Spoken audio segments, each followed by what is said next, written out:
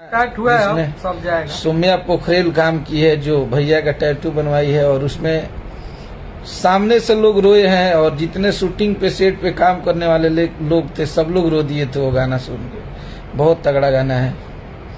जय हो बेदर्दी भैया। नमस्ते। आज हमनी के एगो चैनल से भैया के एगो चैनल बा जो के आप सब अथाह प्यार आशीर्वाद दे रहल बानी, जब बोका म्यूजिक, जो कि आप सब के डिमांड पे ये चैनल के नाम बा, और ये चैनल के नाम से आप सब खूब हंसत नहीं जा और प्यार करत नहीं जा।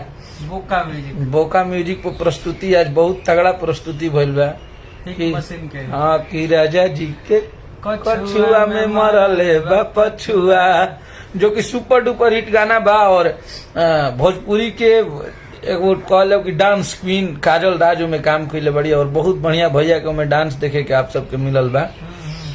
तो आप सब प्लीज वो गाना के सुनी जा और आशीर्वाद प्यार इतना दे दी जा कि एगो नया चैनल बा जिसे आप लोग अन्नपूर्णा फिल्म के देनी जा इतना प्यार आशीर्वाद। तो भैया के चैनल पर भी पहले गाना रिलीज भइल बा, और इतना आप सब आशीर्वाद प्यार दे दीजिए, इतना शेयर कर दी जा कि गर्दा हो जाए गाना। बहुत बहुत बिना प्यार आशीर्वाद के कुछ ना होई। और हमनी के रउआ सबके मनोरंजन खातिर दिन रात मेहनत करते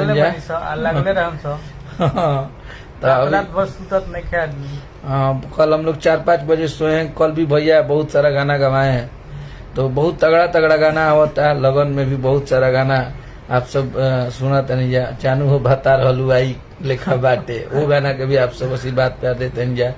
कजरा के देते नहीं जा, कोको कोला के सब गाना के दी जा।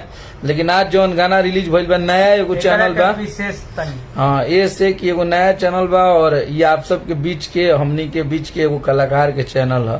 तो एकरा के आप सब इतना आशीर्वाद प्यार दी जाए ताकि हमनी के मेहनत लौके और लोग के पास पहुंचे। ये गाना इतना शेयर करी जाए एकरा के।